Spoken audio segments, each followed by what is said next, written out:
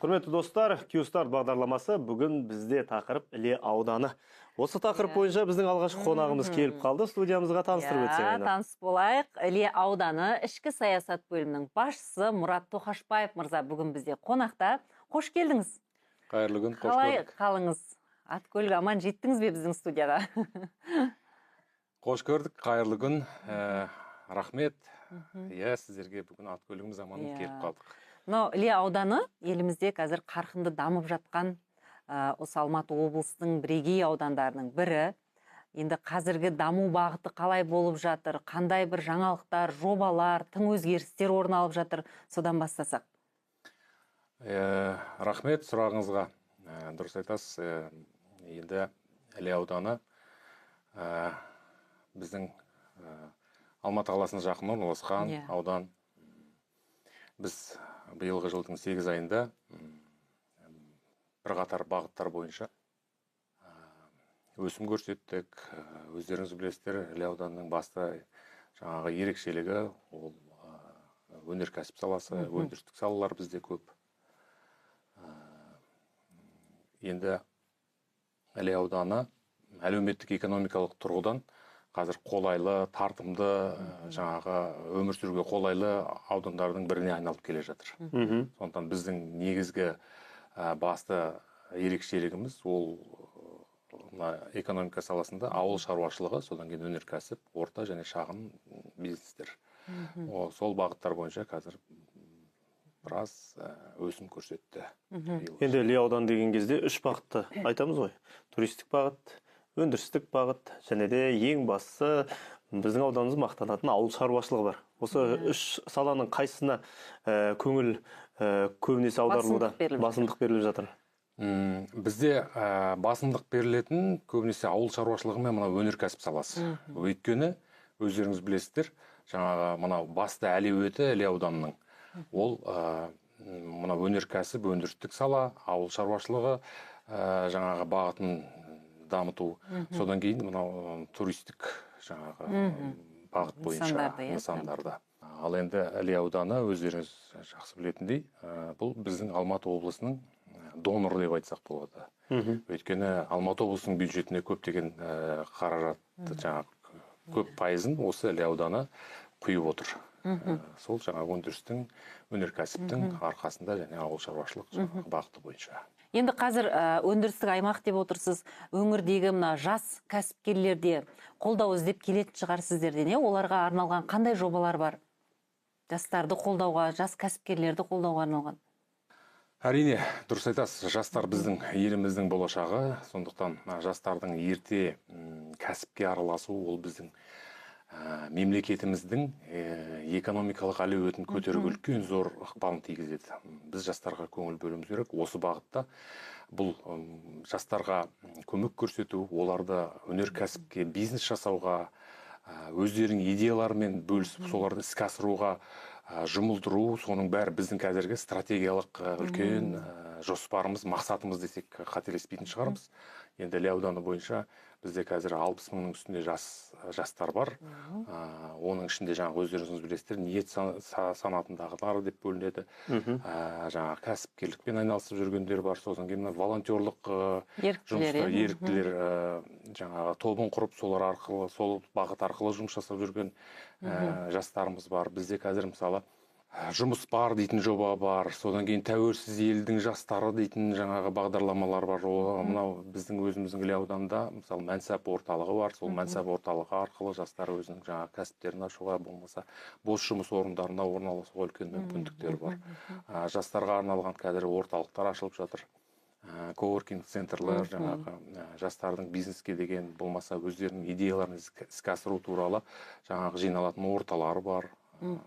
Жастарға жалпы кәсіпкерлікті жалғастыруға, кәсіпкерлікті алып жүру үшін біздер үлкен көңіл бөліп жатырмыз. Жаңағы мысалға кәсіпкерлікті дамыту бағытында бізде өздеріңіз білесіздер, Қонаев қаласы СПК-ның жаңағы бөлінген ауыл аманаты дейтін жобамыз бар. Ауыл аманаты бағдарламасы арқылы мысалы 2,5 жеңілдетілген пайызбен жаңағыдай кредиттер алып, жастарымыз мысалға ауыл шаруашылығын дамытуға үлес қосып жатыр. Сонымен қатар бізде жаңағы кең дала дейтін жоба бар. Ол кең далада да мысалы лизингке техникалар алып жатыр. Содан кейін бізде ауыл шаруашылығы бағытында жастарды біз өйткені ауыл шаруашылық бағытына қарай тартқымыз келеді. Өйткені қазір өздеріңіз жақсы білесіздер, мынау заман өзі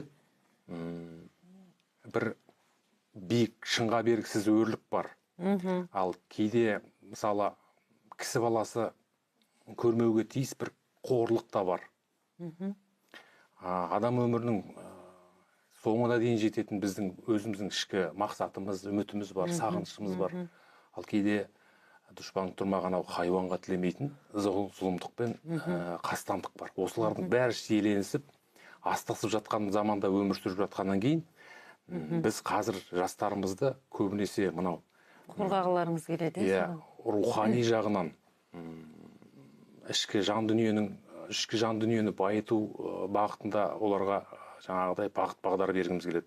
Соның ішінде біздің ата-бабамыздан қалған мал шаруашылығы кәсібі бар, егін шаруашылығы кәсібі бар, ауыл шаруашылығы жалпы. Сол бағыттағы жаңағы айтып отқан осы жобалардың бәрінде сол жастар қазір өте көптеп ұсыныстар түсіріп жатыр. Мысалы, жаңағы кең дала бағдарламасы бойынша бізде лизингке жаңағы техникалар алып жатыр. Содан кейін бізде қазір үлкен биылғы жылға жоспар құрғанбыз. Мына су үнемдеу технологиясы бар ғой. Соны мысалы кәсіпкер жаңағы шаруалар өздерінің жаңағы шаруашылығына енгізсе деген ниетпен біз биыл жоспар ретінде 4500 гектарға су үнемдеу жаңағы технологиясын енгіземіз, орнатамыз деп. 500 гектарға дейін, 4500 гектарға дейін. Ал біз есесіне одан асып түстік 5339 гектарға, былайша айтқанда пайыздық есеппен 118 пайызға мысалы артық орындадық. Оның ішінде сол жастарымыздың көбінесе ынтасы, өздерінің жаңағы ниеті бар сол ауыл шаруашылығымен айналысуға. Өйткені екінің бірі қазір заңгер, екінің бірі өздеріңіз білесіздер жаңағы IT саласына кетеді, екінің бірі жаңа қаржы саласына жаңағы көбінесе бағытталып өздері сондай. Өйткені екінің бірі заңгер, екінің бірі қаржыгер, екінің бірі жаңағы ұлтаралық қатынас сондай дүниелер мынау көптеп кездеседі. Ал енді ауыл шаруашылығымызды дамытатын кезде бізге мамандар жетіспейді, біліктілік жетіспейді, тәжірибе жетіспейді. Сондықтан біз қазір осы ауыл шаруашылық бағытында жастарымыз мотивация беру керек шығар. Ауыл шаруашылығын дамытсаң, сен бір жылда миллионер болып кетесің деген секілді. Ауыл шаруашылық деген енді біздің былайша айтқанда үзілмейтін күнделікті ресурсымыз ғой. Таңертеңнен кешке дейінгі бізге қуат беретін, мысалы өзіміз жейтін астың өзі сол ауыл шаруашылығынан, демек жерден өсіп шығып, соны пайдаланып отырмыз. Сондықтан ол ауыл шаруашылығын біз дамытпасақ, оны кенжелетуге болмайды. Жастарды соған үйретуіміз керек. Жастарға бағыт беруіміз керек. Енді Іле ауданының басым көпшілігі қалаға, Алматы қаласына жақын, тығыз орналасқан. Бұл енді осы аудан басшылығы үшін артықшылығы көп па, әлде кемшіліктері көп па? Енді аудан қалаға жақын тұрғандықтан біздің халықтың көбі мысалға жұмысты осы қалаға келіп істейді. Былайша айтқанда кадрлардың бәрі Алматыға талпынады. Алматыға талпынады. Ана жаңағы айтады ғой, жатын аудан дейді ғой, спальный район деп жатады ғой. Күндіз жұмысқа барып келеді, кешке тек үйіне қонуға ғана келеді. Ондай да дүниелер кездеседі әрине. Ол енді жақсы жағы да бар, кем тұстары да бар. Өйткені біздің ауданға қызмет ететін кезде олар Алматыға келіп, өмірінің жартысын кептелісте өткізеді мысалға. Содан кейін кешке шаршап ауданға келеді. Сондықтан біз ыңғай келгенше ауыл тұрғындарын өзіміздің аудан тұрғындарын өзіміздің ауданға қызмет жасауға, оларға жұмыс орнын көптеп ашуға жаңағы өз-өзімізді жаңағы мақсаттандырып жатырмыз. Ыңғай келіп жаса жаңағы инвесторлар тарту. Біздің басты мақсатымыз сол, инвесторлар тарту, жаңа өнеркәсіптер ашу, жұмыс орындарын көбейту. Мысалға жаңағы айтып кеткен айттым ғой, жаңа 11 өнеркәсіпті ашсақ, оның ішінде 3-ін кеңейтеміз деп жатырмыз. Сонда мысалы 1800-ге жуық бос жұмыс орындары ашылады. Осындай жұмыс орындарына өзіміздің тұрғындарымызды тартсақ, өйткені Алматы қаласы шынымен өмір сүруге өте қолайсыз болып бара жатыр, жақсы білесіздер. Кептелісінің өзінде тұру адамның жүйкесін мысалға тоздырады. Мгм. Тек қана Кептелісте. қимылсыз автокөліктің ішінде Бірнеше кептелісте сағат отыру деген нәрсе отырып адамның қалу. өзінің ішкі жан дүниесі, мысалы Мгм. менің уақытымның зая кетіп жатқан-ай деген жаңағы өкінішке алып келеді де. Сондықтан мен ойлаймын, Алматыны біздер Алматы қаласынан халқымызды қайта сыртқа қарай шығарып, мынау ауыл шаруашылығы, өнеркәсіптеріміз бар, өндірістеріміз бар, соларға жұмысқа тартып, жастарымызды жаңағы кәсіпкерлікке тартып, біздің экономикалық әлеуетімізді, жалпы еліміздің экономикасына үлес қосуына шақыруымыз керек. Қазір енді кездесулер көп қой. Аудан әкімінің ауыл тұрғындарымен кездесулеріміз бар. Енді ішкі саясатында кездесулер жеткілікті шығар. Сол кезде аудан тұрғындарының қоятын басым көпшілік сұрақ қай арнада болады? Біздің жалпы халықтың, қоғамның қазіргі уақыттағы, бағана айтып кеттім ғой, заман өзі бір шиеленісіп жатқан, бір жақсы мен жаманы, ағы мен қарасы, арамы мен адалы араласып кеткен заманда өмір сүріп жатыр. Біздің басым халықтың, қоғамның көңіл күйі қазір ақшаға, дүниеге деген қызығушылық. Содан кейін жаңағы бәсекелестік, бірінен бірі озу деген сияқты сондай дүниелерге көбінесе мән беріп кетті де. Ал енді халықтың көбінесе қоятын сұрағы да сол: жақсы өмір сүру, жалақыны көбейту, сонымен қатар жаңағы енді ол жол мәселесі, су, жарық мәселелері, олар ешқашан бітпейді ғой. Ал енді көбінесе осы бізде жаңағы жұмыс орнын көбейтсе деген сұрақтар көбейеді. Жұмыс орнын көбейтсе, одан кейін жаңағы жалақыны көбейтсе деген сияқты жақсы өмір сүруге талпынады. Сосын мектептерге, оқушыларға білім беру сапасын жақсартса деген сияқты. Енді осы мақсатта қандай да бір іс-шаралар қолға алынып жатыр ма? Енді жаңа халықтың сұранысы бойынша ең бірінші адамға не керек? Денсаулық керек қой. Онда өздеріңіз жақсы білесіздер, кез келген ортада отырсаңыздар да айтасыздар, ең басты байлық денсаулық деп. Сондықтан біз денсаулық саласына үлкен мән берудеміз қазір. Біздің жекелеген мына ауданның округтерінде дәрігерлік амбулаториялар, мысалға Ащыбұлақ округіндегі Көкқойнар ауылы бар, жаңағы Батыр саяжайы бар, сол жерлерден біз биыл жыл соңына дейін 2 дәрігерлік амбулатория құрылысын аяқтайық деп отырмыз. Биыл қыркүйек айында қолданысқа берілді. Байсерке ауылдық округіндегі Көктерек ауылында фельдшерлік, акушерлік жаңағы пункт ашылды. Оның бәрі мынау мемлекетке жаңағы қайтарылған қаражаттың есебінен салынды. Қазір де салынып жатыр. Сондықтан біз денсаулық саласына әуелі мән беріп отырмыз. Содан кейін мына біздегі үлкен проблема, үлкен мәселе, өздеріңіз жақсы білесіздер, ол мектеп жетіспеушілігі. 3 ауысымды, кейбір жерлерде 4 ауысымға дейін мектеп оқушылар жаңағы оқып жатыр. Сондықтан мектеп санын көбейтуіміз керек. Жайлы мектептердің санын көбейтуіміз керек. Осы жаңағы бағытта үлкен жұмыстар жүргізіліп жатыр. Биылғы жылы ашылған жайлы мектептер бар ма? Биылғы жылы бізде Ащыбұлақ ауылдық округінде бір жайлы мектеп ашылды. Ол қолданысқа берілді. Қыркүйек айының жыл басынан, жыл оқу жылының басынан қазір балалар оқып жатыр. Бәріден риза. Сондай соңғы технологиямен жабдықталған жаңа мектеп дейсіз ғой. Қанша бірінші класс бар? Ға дейін баратын класстар бар еді ғой алдында. Ол енді ол жаңа айтып отырмын ғой, 3 ауысымды болғаннан кейін бізде одан кейін ары қарай да алфавит бойынша кете береді. Бір сыныптың ішінде 40 баланың үстінде отырғандар да бар. Демек, халықтың демографиясы халық саны өсуде. Жолға қойылған, халық саны өсуде деген сөз. 2024 жылдың аяғында 234.713 болып еді. Біз биыл уже жыл аяғында бізде 235 мыңға жуықтады халық саны көбейді. Бір облыстың халқының бірақ енді 235 мың деген ол мына Алатау қаласын бөліп алғанда, ал енді Алатау қаласымен біріктіргенде одан да көп болатын еді. Алатау қаласын бөліп біздің территориямызды 1,5 миллионға жақындайтын еді. Өнер адамдарының мемлекеттік қызметке ауысуы қалай болады екен? Енді ол заман талабына сай шығар деп ойлаймын. Өнерге деген жанашырлық, өнерге деген қимастық, қалай деп айтсам, өнерге деген өнер адамының бойындағы, мысалы, өнерге деген көзқарас ол ешқашан өшпейді. Өйткені ол мен, мысалы, сол бала күнімнен өнер жұмыспен бірге алып жүрсіз?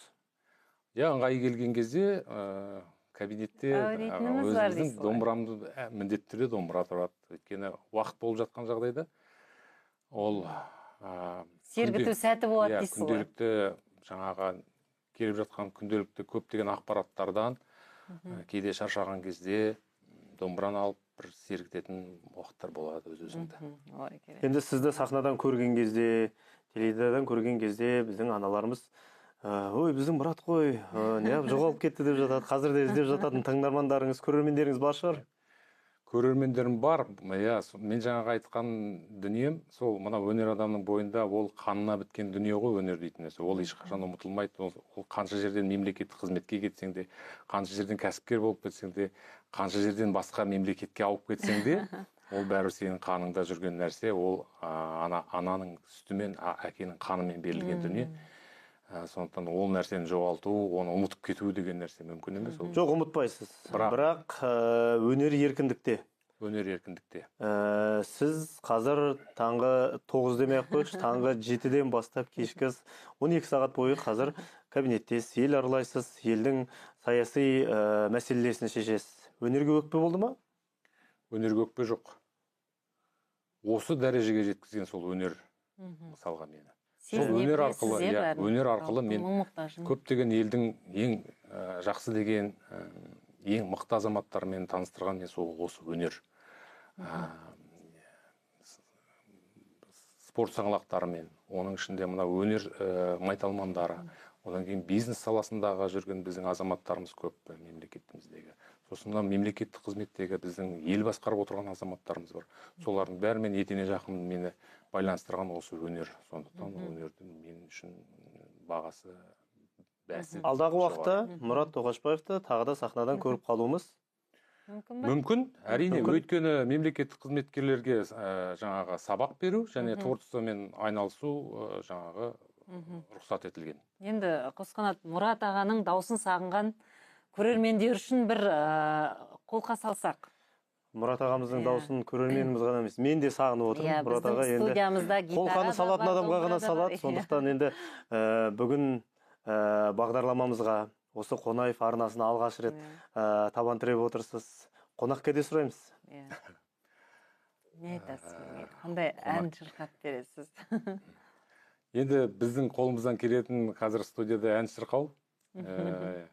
Сондықтан бір екі ауыз ән орындап берейін сіздерге. Ендеше гитараны алдырамыз ба, Қосқанат? Кеттік.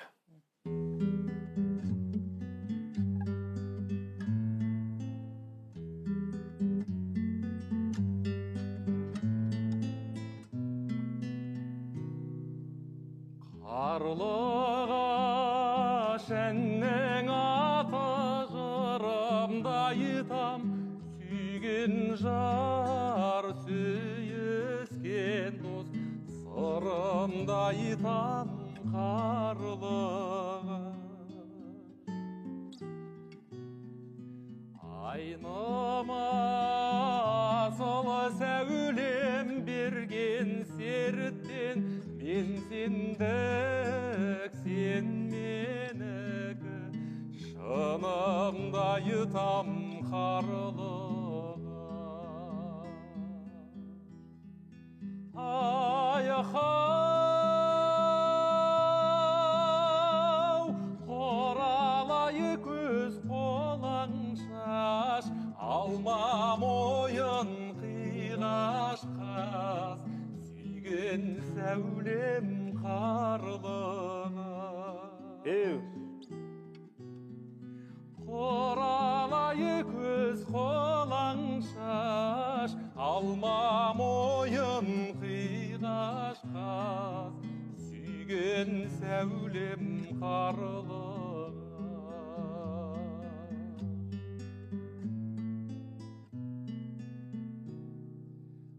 Ақтамақ қиылған қас жазық маңдай, әдем-оу ақша жүзің, жауған қардай қарлығаш.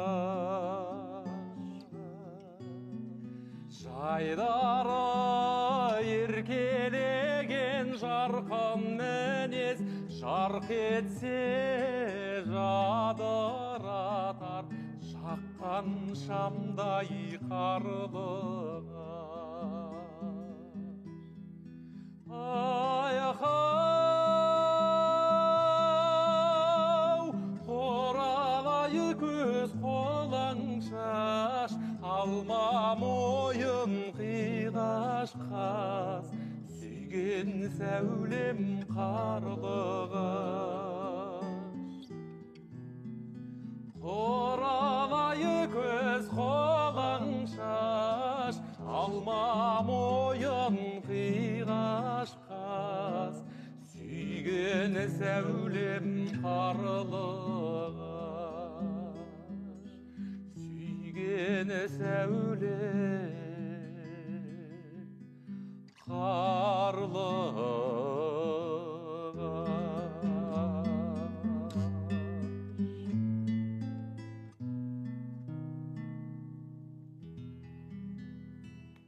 Ғажап, ғажап. Керемет. Рахмет. Мұрат аға, сізге шығармашылық табыс тілейміз. Жұмысыңызға береке тілейміз. Осындай қауырт жұмыстың арасынан бізге уақыт тауып келгеніңізге шын жүректен Кюстар бағдарламасының атынан алғысымызды білдіреміз. Әрбір істеріңізге сәттілік тілейміз. Ел үшін атқарған істеріңіз жемісті болсын. Қымбатты көрермен, Іле ауданы ішкі саясат бөлімі басшысы Мұрат Тоқашбаев мырза бізде қонақта болды. Арнамыздан ауыспаңыздар. Іле ауданы туралы қызықты ақпараттар алдағы бағдарламамызда жалғасады. Бізбен бірге болыңыздар.